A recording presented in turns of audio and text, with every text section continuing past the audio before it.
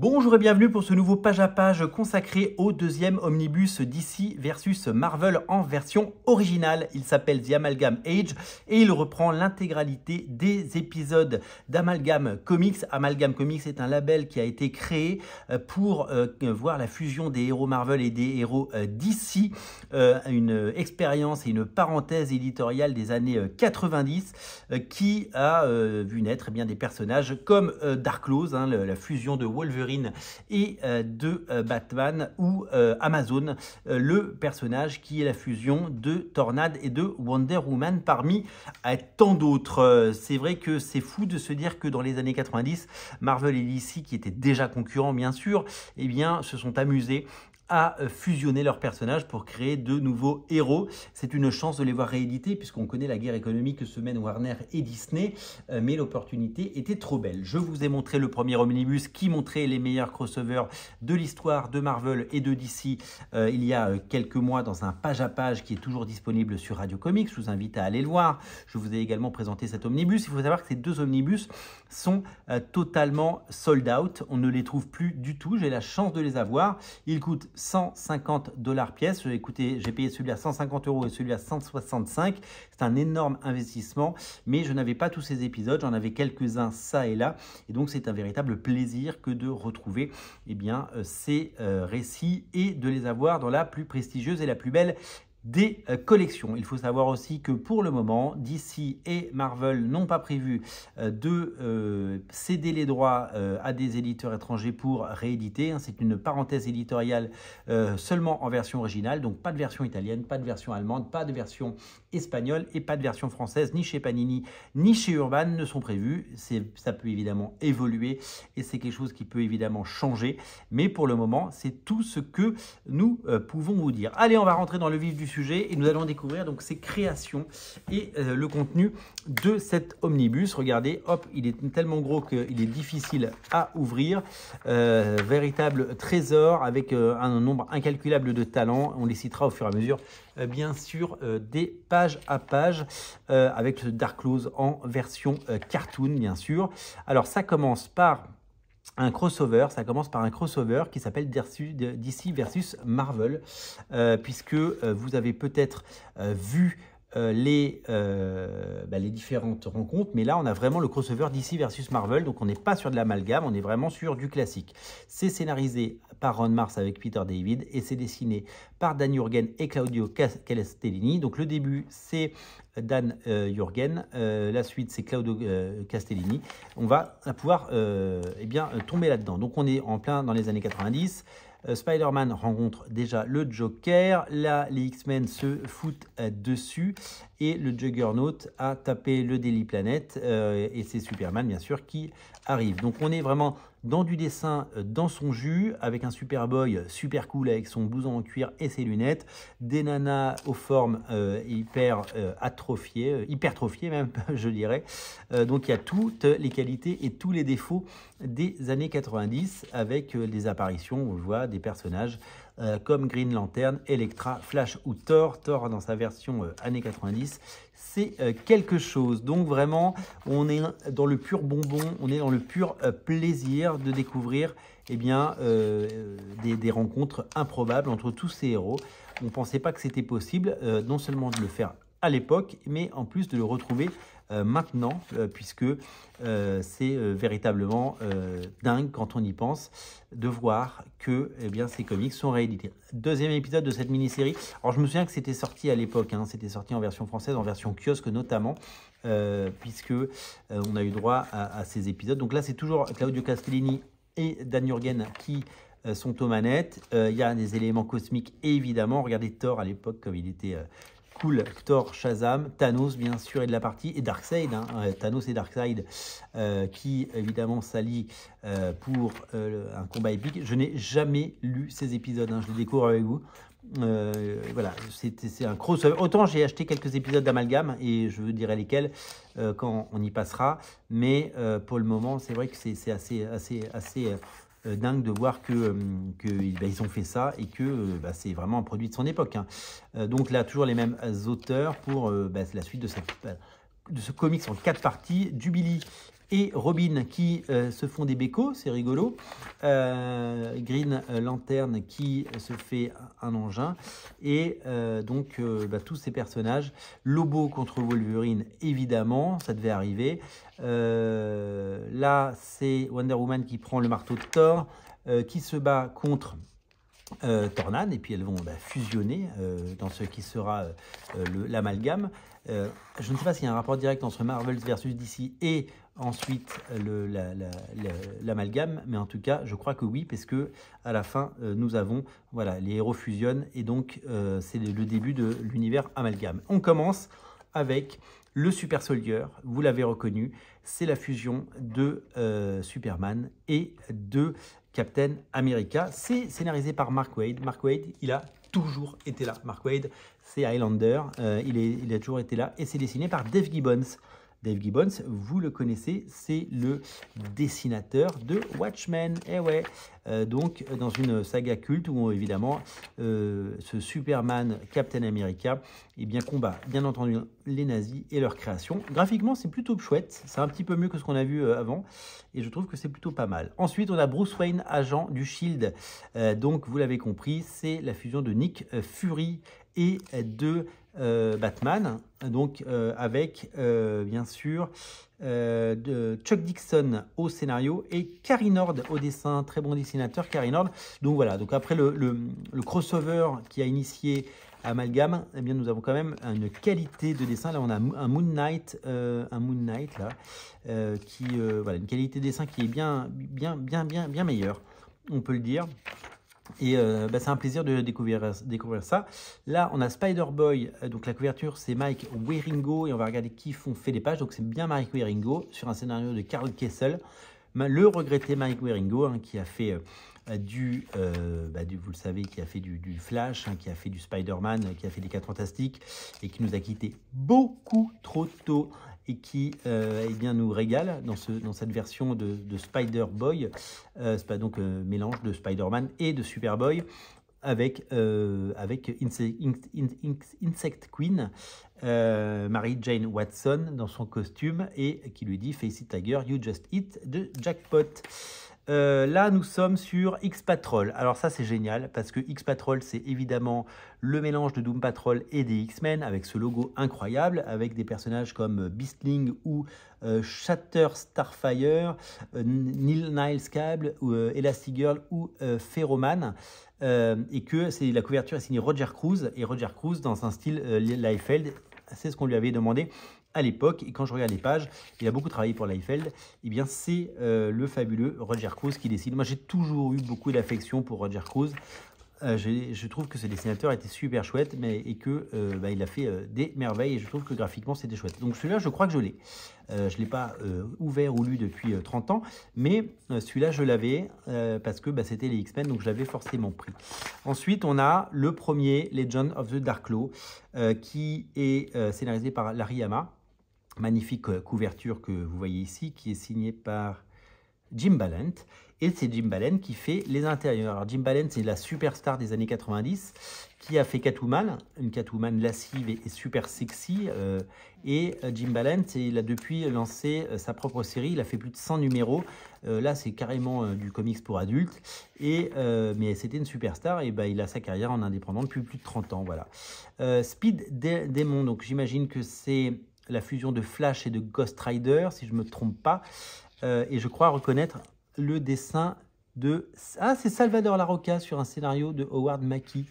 Salvador Larroca, un tout jeune Salvador Larroca. Je ne reconnaissais pas son style, j'allais dire autre chose, mais là c'est super chouette. Donc vraiment, il y a du grand nom, et vraiment, il y a des choses hyper intéressantes dans ces amalgames.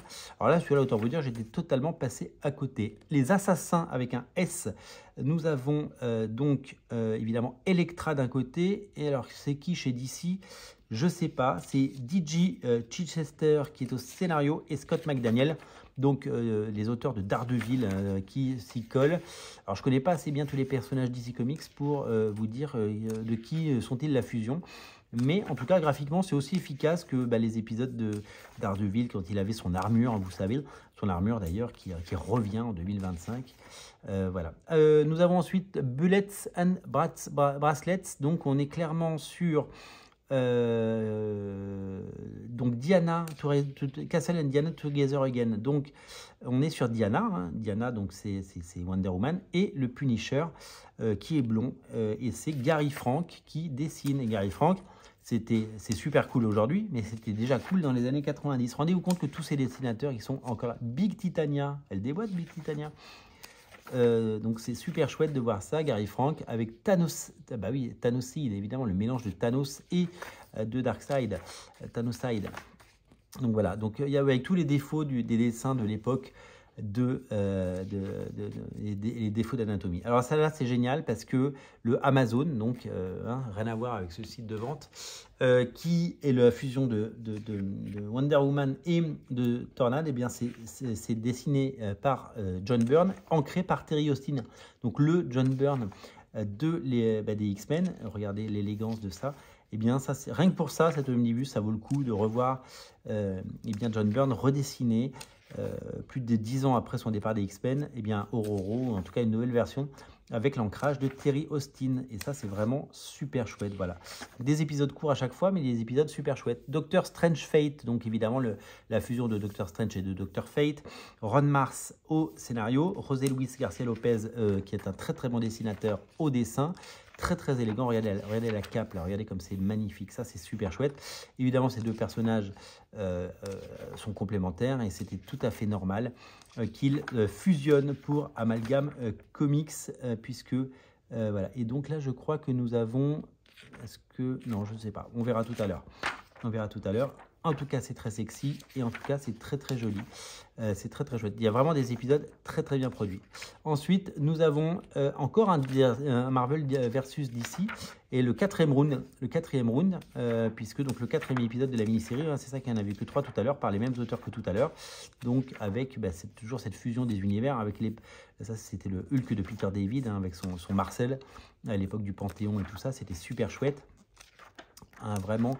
C'est quelque chose de très très joli et de très très qualitatif. Donc, dernier épisode de cette mini-série, qui peut-être conclut, je pense, la première époque. Ensuite, nous avons un DC Marvel, c'est quoi? Missing in Action Access, Part 1 of 4. Donc, il y a une deuxième mini-série qui arrive. Et donc, je pense qu'en fait, oui, je crois qu'Amalgam, ça s'était fait en 2 salves. Et qu'après, il y a une deuxième salve. Donc, pour relancer la deuxième salve, ils ont fait donc l'épisode 4 fermer la première page. Et là, ça ouvrait la deuxième époque. Et donc là, c'est Jackson Guice, donc Butch Guice, qui dessine donc le premier épisode. Il y a du Venom, plein de personnages. Et donc, a priori, ils vont à nouveau tous fusionner, puisque c'est le principe des Amalgam Comics. Des fusions, en veux-tu et voilà, en voilà, et voilà d'ailleurs. Donc voilà, donc ça c'est plutôt bien gratté, c'est plutôt chouette. Donc le deuxième épisode, toujours Ron Mars et Jackson Guice, hein, Butch Guice. Voilà, autant vous dire que encore une fois, je n'ai jamais vu ces épisodes et qu'on va pouvoir aller. Alors il y a des très jolies choses qui vont arriver après. Parce que je vous dis, j'ai quelques-uns des albums. Et c'est vrai que c'est super chouette. Donc voilà, Batman, les X-Men. Oh, très joli, c'est très très chouette ça. C'est très très chouette.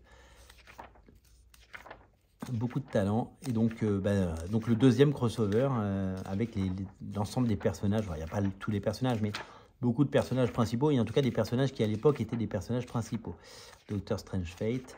Donc c'est fou que ces histoires aient pu exister quand on y pense.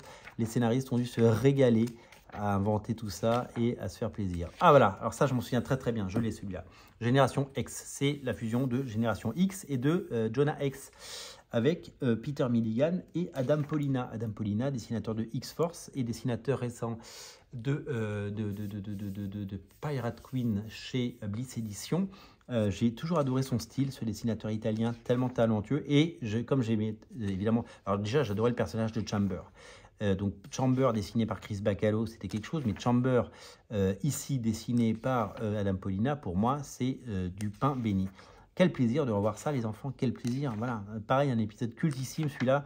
Je l'ai quelque part dans ma collection, mais je l'avais complètement zappé. Super Soldier, le retour de Super Soldier, toujours par Gibbons et Wade. Donc, voilà, donc ça, c'est vraiment la deuxième saison. Je vous dis, il y a les deux époques, parce qu'ils l'ont fait 2 années de suite. Et donc, on retrouve la fusion de Superman et de Captain America dans une nouvelle aventure, bien sûr. X-Patrol, eh bien, la suite d'X-Patrol, donc beaucoup moins Rob Liefeld dans l'esprit. Et là, c'est Brian Hitch au dessin, le fabuleux Brian Hitch, donc, qui fait le 2e épisode de la fusion des X-Men et de la Doom Patrol. Donc ça, c'est très très chouette. Alors, c'est le Brian Hitch pré-Stormwatch et pré-Authority. Donc, il avait son style à la Alan Davis, mais il n'était pas encore le fabuleux dessinateur qu'il est devenu. Et après, ils ont refait un Dark Law qui n'était plus dessiné par Jim Balent, mais qui était dessiné par Ty Templeton, si je ne me trompe pas. Et donc, non, c'est Rick Burchett, pardon, je dis des bêtises. Oui, voilà, Ty Templeton et Rick Burchett, ils l'ont fait ensemble. Dans un style hyper cartoon qui fait penser évidemment au dessin animé. Voilà, regardez ce Wolverine. Donc voilà, celui-là, je l'ai en single quelque part. Donc ça fait penser au Batman Animated Series, bien sûr. Et ça, c'était super, super chouette. Le Batfing, donc, qui est eh bien, le mix entre Man-Thing et Batman. C'est scénarisé par Larry Hama et c'est dessiné par Rodolfo D'Amaggio. Autant vous dire que je ne sais pas du tout qui c'est, mais c'est quelqu'un qui sait dessiner. C'est vraiment super chouette. Ouais. Graphiquement, c'est très, très, très bien. Donc, on ne connaît pas tous les dessinateurs. Celui-là, je ne l'avais pas du tout. Autant, il y en a certains que j'avais. Et GLX Unleashed, qui est dessiné, scénarisé par Christopher Priest et dessiné par Oscar Jiménez. Donc, c'est la fusion des X-Men et de la JLA. Et donc, Oscar Jiménez, c'est le dessinateur qui a dessiné le relaunch de Stormwatch. Vous savez que Stormwatch est une première série qui s'est terminée au numéro 50, dessinée par Tom Raney à la fin. Et quand la série a été relancée, elle a été relancée par Oscar Jiménez. Et Oscar Jiménez, il a fait 3 numéros avant l'arrivée de Brian Hitch. Donc, c'est tous les dessinateurs de cette époque. Le Magnetic Man featuring Magneto, eh bien, nous allons découvrir qui fait ça. Tom Peyer au scénario et Barry Kitson au dessin. Barry Kitson qui est un fidèle soldat qui a toujours été là, qui a toujours eh bien, été solide sur ses appuis, et un très bon dessinateur sur lequel on a toujours pu compter. Nous avons ici, eh bien, les Spider-Boy Team-Ups, donc c'est Spider-Boy, mais donc quand il est en version Team-Ups avec Ladron au dessin, et ça fait plaisir parce que Ladron c'est un des plus grands dessinateurs de l'histoire et que quand il faisait du câble ou des choses comme ça, on n'a pas mesuré son talent et tout ce qu'il a fait après, c'est tellement fabuleux, quoi. Énorme dessinateur, donc quelle chance de l'avoir eu. Un des fils spirituels de Jack Kirby et de Moebius et de Jeff Darrow, c'était tout simplement fabuleux. Les Challengers of the Fantastic, alors là c'est très drôle parce que vous savez que les 4 Fantastiques, c'est un peu une pâle copie des Challengers of the Unknown, donc là ils ont fait un mix des deux, Karl Kessel au scénario et Tom Grummett, excellent Tom Grummett, au dessin. Donc ça fait plaisir parce qu'il y a une forme de classicisme dans ce trait qui est particulièrement savoureuse et particulièrement appréciée, notamment par moi, ce que j'apprécie évidemment de découvrir tout cela. Voilà. Alors là, c'est un petit chouchou, puisque c'est le Iron Lantern, la fusion de Iron Man et Green Lantern, puisque c'est Kurt Busiek qui scénarise, qui est un de mes scénaristes préférés, et Paul Smith au dessin. Et oui, Monsieur Paul Smith avec sa ligne claire.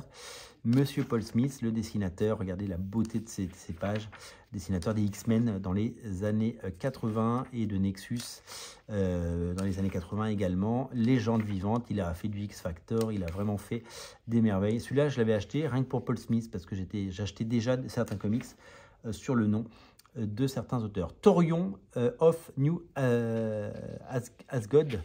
C'est la fusion de, évidemment, des New Gods et de Thor. Et donc, c'est dessiné par John Romita Jr. Sachez que quand il a fait cet épisode, il n'était pas encore le dessinateur de Thor. Regardez comme c'est génial, ça. avec Dan Jurgen. Donc quand on a vu ça, on a dit mais il serait génial dans Thor. Et après, quelques semaines après ou quelques mois après, il est arrivé sur Thor. Regardez, on dirait du Kirby tellement c'est beau. C'est incroyable. Cet épisode, je ne sais pas si je l'ai en VO, mais il est exceptionnellement beau. La légende John Romita Jr. Alors là, ça fait partie des très grands classiques. Hein. Lobo the Duck, hein, bien sûr. Le mélange de Lobo et de Howard the Duck par Al Grant et Val Semiex. C'est juste un gros délire comme Marvel et DC, on savait le produire à l'époque.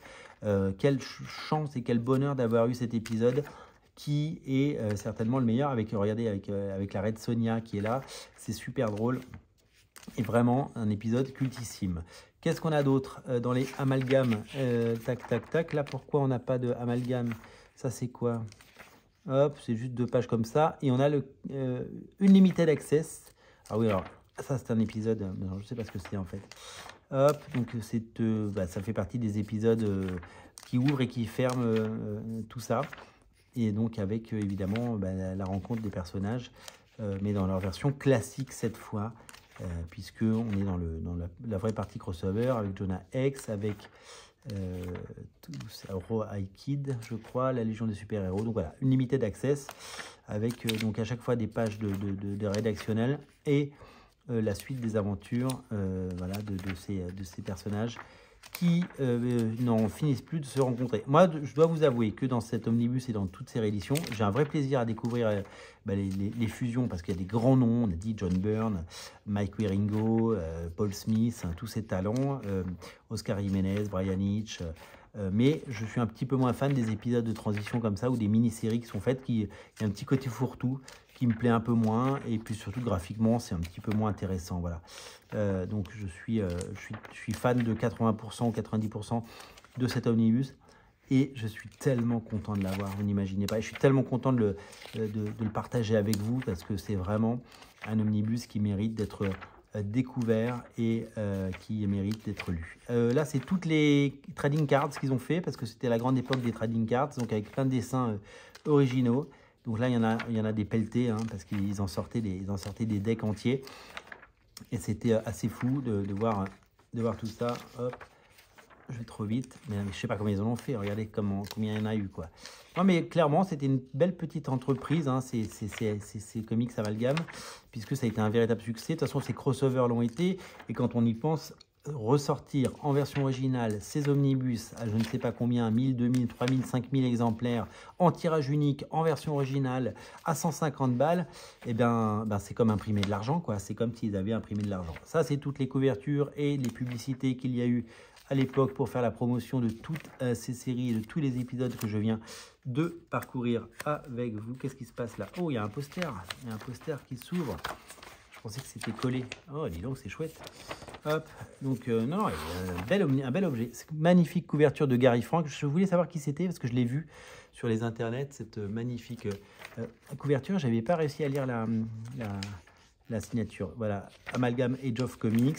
Amalgam Age of Comics. Toutes ces couvertures fabuleuses avec ces crayonnés de folie. Ça, c'est la couverture que Jim Lee a fait pour la nouvelle édition. Donc moi, j'ai eu l'autre couverture, mais donc j'ai la couverture là. Et ça, c'est des pages alternatives. Ok. Ça, c'est des pages de sketch, c'est des pages d'essais, c'est des roughs, c'est des dessins qu'ils ont tous fait.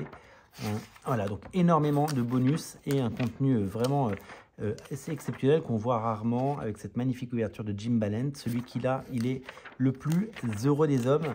Vraiment, c'est un pur plaisir de découvrir cela et vraiment de découvrir ces pages. Regardez ces pages magnifiques. Là, c'est qui là? C'est Amalgam. Ça, c'est John Romita Jr. Voilà, donc on a vraiment tous les sketchs, on a vraiment des pages entières, les logos, la création des logos, parce qu'évidemment, il fallait créer des nouveaux logos. Non, il y a eu un vrai travail éditorial. Les pitchs de départ, les intentions, les scénarios, les notes. Alors, qui a la propriété intellectuelle de ces personnages? Je ne sais pas. Peut-être qu'un jour, on aura un film coproduit par Warner et Disney. Ce serait dingue quand on y pense. Ils feront fusionner des versions. La version, oh, regardez, hop. Donc, énormément de rédactionnel. Hop, hop, hop. Hop. Donc, tout l'éditorial de l'époque. Et je vous le dis, donc, les couvertures. Donc, ça, c'est la couverture de Jimmy qui remet à la fin. dans sa version crayonnée. On l'a 2 fois, trop bien, okay, pourquoi pas. Voilà, donc un omnibus, alors édité de la plus belle des façons. Je vous le dis, si vous arrivez à le trouver, prenez-le.